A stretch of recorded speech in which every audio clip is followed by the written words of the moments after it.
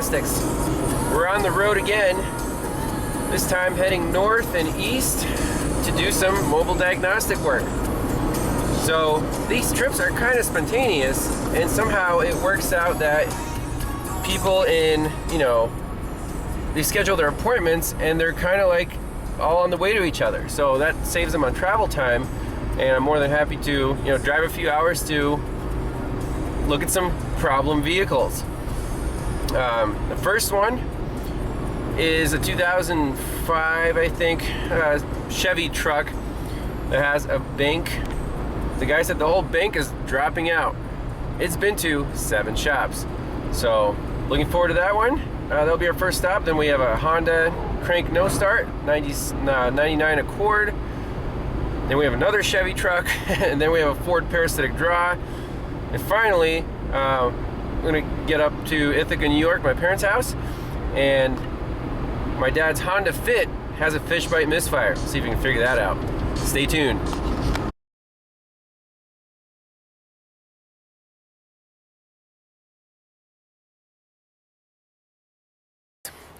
We are at a shop in Watsonville, PA, about an hour and a half from State College. We got called in here to the small garage. We have a 2001 GMC Sierra, the classic 5.3 liter V8. It doesn't even have electronic throttle control. And the shop owner tells me this truck has been, how many shops, Don? Seven shops? 7 shops. Yeah. That's some kind of record. Usually I get like 2 or 3 shops, but 7 shops, and pretty much everything has been replaced. Now, what are the symptoms? It drops out on, you said bank 1, right? Bank 1, cylinder 5, misfire. When you load it up, it'll start dropping out 1 through 7. Okay. The other bank doesn't show anything. Okay, so this is bank 1 right here. So apparently it starts off with a cylinder 5 misfire, and then 1, 3, and 7 drop out, and it's not drivable, you said, right? It's not drivable. Not drivable. Okay, and the parts that have been replaced, we see some new ignition coils. Now, these look aftermarket, so it's obviously spark plugs, and then fuel injectors. We got a new fuel pressure regulator. We got a new fuel pump. We got new mass airflow sensor. We got new oxygen sensors. New converters. To be clear, I've done none of this work. Right. Yeah, this is from the 7 other shops. No. I have done none of this. This has all been other shops. So, it's had new coils, mass airflow, O2s, plugs, wires, injectors, catalytic converters. Wow, and I'm massive. Sure I'm missing 10 other things. Yep, massive parts cannon truck here. And down here he did some wiring checks. Apparently other shops didn't. He found like a bad ground.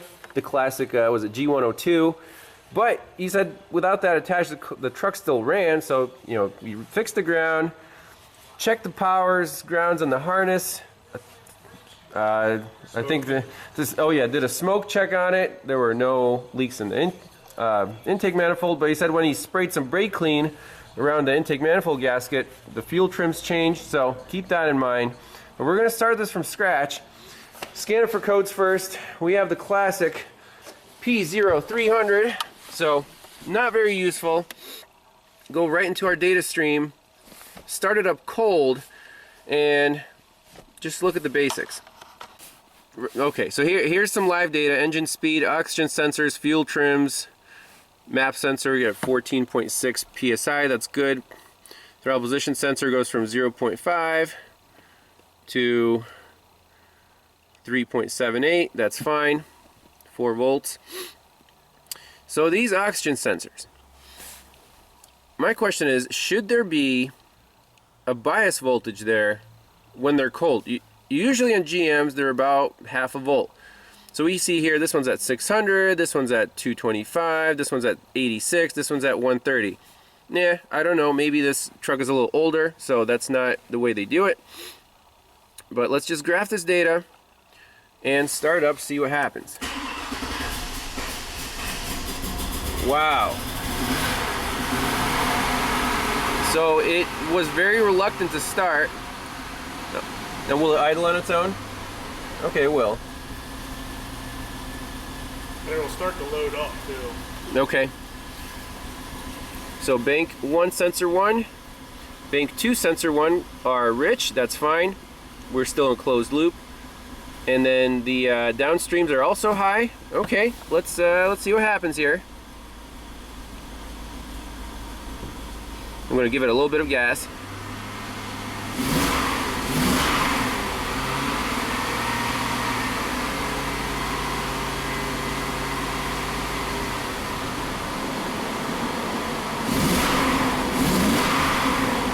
I mean, it responds, but definitely not running on all cylinders.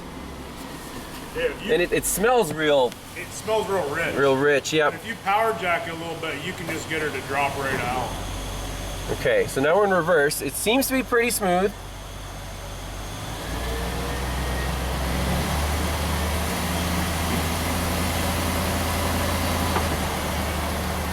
Pretty smooth. Okay, let's see what the fuel trims are doing here. Put it back in park.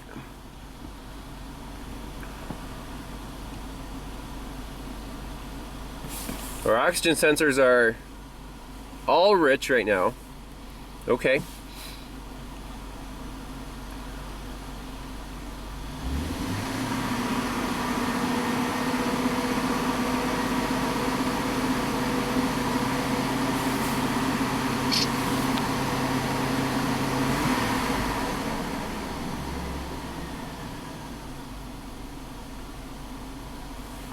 Okay, short term is starting to get active there, minus 10%.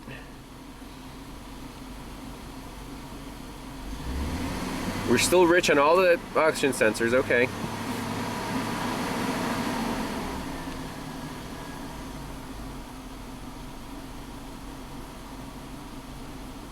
I've never seen oxygen sensors stay rich for this long.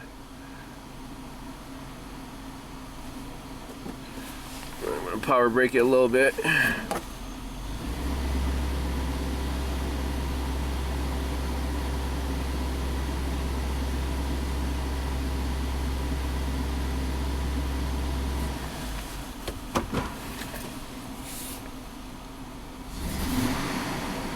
So that throttle response is really crappy.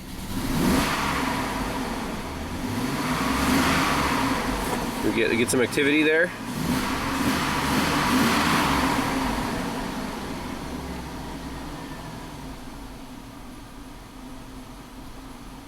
I don't like this. Why are we rich on the whole engine?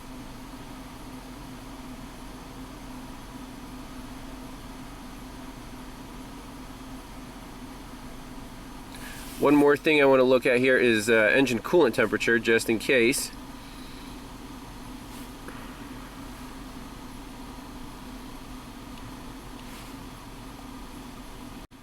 So engine coolant temp is reading normally, 109 degrees. All the oxygen sensors are just pegged rich.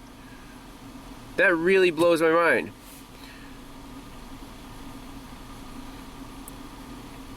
Short terms are minus 10,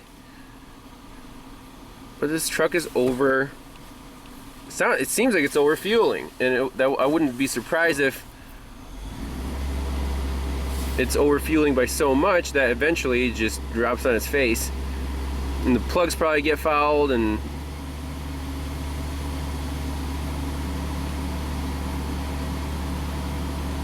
what is wrong here? If you really give her some beans, she'll start to really break up. I'm sure. Yeah. Minus 14 on the short term, minus 13, but the long term is minus 1. I really don't like these oxygen sensors. That one's at like 1 volt.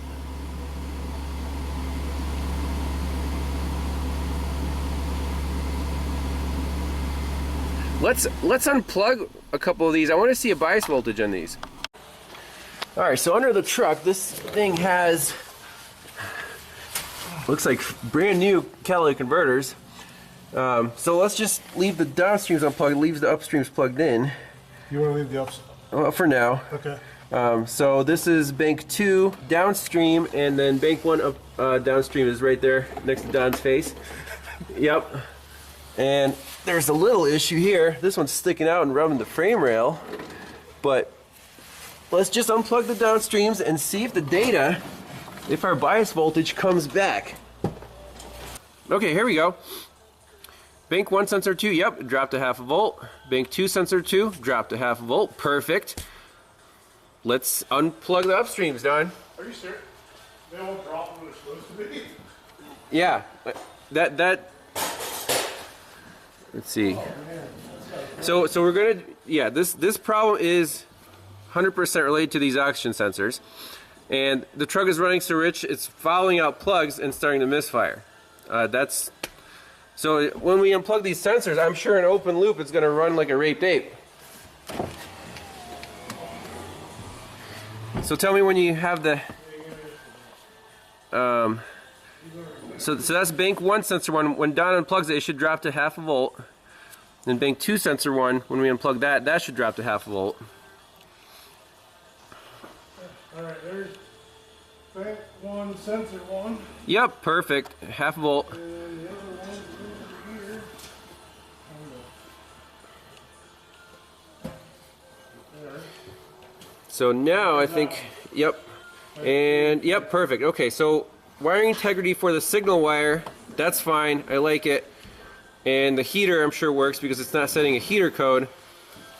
We need to look up a wiring diagram and see how all these O2 sensors are grounded. What's the likelihood that we have 4 bad sensors? Slim to none. So there must be a common ground, signal ground on all 4 sensors. Let's see how it runs in open loop. So all the sensors are unplugged.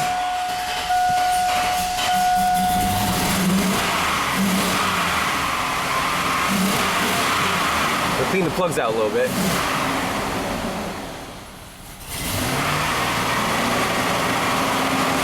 There we go. Chevy Thunder. Probably smell better. Oh, I'm sure it's going to smell a lot better. Let me let you down a little bit.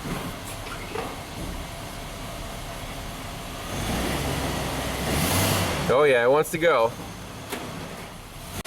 Alright, so with the sensors unplugged, the truck seems to be happier, but I want to take it on a test drive to see how it runs in open loop, just to make sure we have no other issues. Like, are the sensors lying, or is the computer not in control of the fuel trims?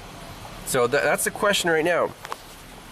So the PCM here, here's the diagram of the oxygen sensors, and we're worried about the signal. So signal high and signal low, all the wires go, from the PCM back to the PCM. So could the PCM have a poor ground somewhere? That's a possibility, but we don't want to jump to conclusions. I want to see if this truck is capable of running in open loop, with no issues. Alright, we're going to get out on the open road and clean up these spark plugs. See if it gets better or worse.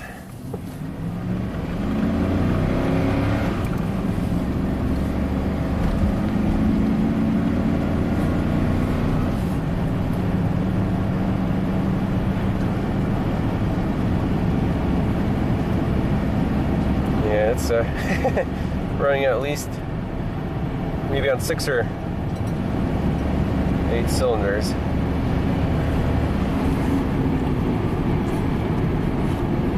Okay, I'm going to look at some misfire counts here. Hold on. So if you just cruise, yep, you can feel a shake. Yeah. Let's see which cylinder that is.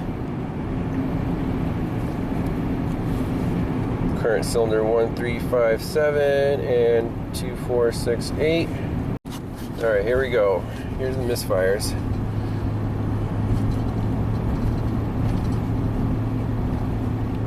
It's kind of random. What's that?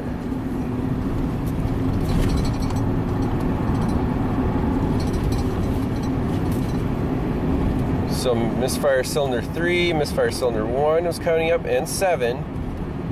Not 5.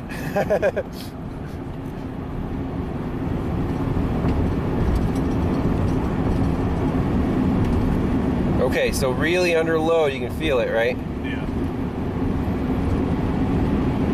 Cylinder 7, cylinder 1. cylinder 8 a little bit, but usually that's a phantom misfire from cylinder 1. Okay. Now when you're cruising under light throttle, it's pretty good, right? Yeah, it's pretty decent. Now, was that like that before we unplugged the sensors too? No, if you come out here and start to give it any kind of throttle to get up a little bit of a hill, you just start to misfire. Okay, so we're heading in the right direction, right? It's already better. So now, are we dealing with fouled plugs, or is there another issue? This is actually a very good case study. It's not just one problem here. And I think, yeah, I think part of it is due because everything was replaced. So now we have to figure out which crappy aftermarket parts were used and what's causing these issues. But we're still focusing on bank 1. And we'll drive it around for a little bit more, see if the plugs clear up or not, or if it'll stay consistently bad. Alright, so the truck is running better and better. Cylinder 3 seems to have fixed itself. Now we're just down to 7 and 1. It looks like we're dealing with fouled spark plugs here, which we could potentially fix with just running it some more. It's definitely getting better. Yep. Okay, so I'm driving the truck now. It's seat of the pants diagnosis here. At idle, it's rock steady, right? I mean, no misfires at all at idle. No. It really starts misfiring under load when you're going up a hill, when the mass airflow sensor is reading quite a bit, engine's stressed out. When we power brake it, it's smooth, smooth, smooth, smooth, smooth. Yeah, that's not going to be a fouled plug. I think we're going to have to get out the pressure transducer and do a back pressure check on this exhaust system on these aftermarket cats, because it really feels like a constipation problem on, was it bank 1, right? Yeah. The cylinders 1 and 7 are the worst. 3 shows quite a few misfires. 5 for some reason does not. But it, that symptom, I've seen it too many times where a cat's either plugged. I mean, maybe they replaced the cats and it was still running really rich and burned them up. Who knows? But that's my gut feeling right now.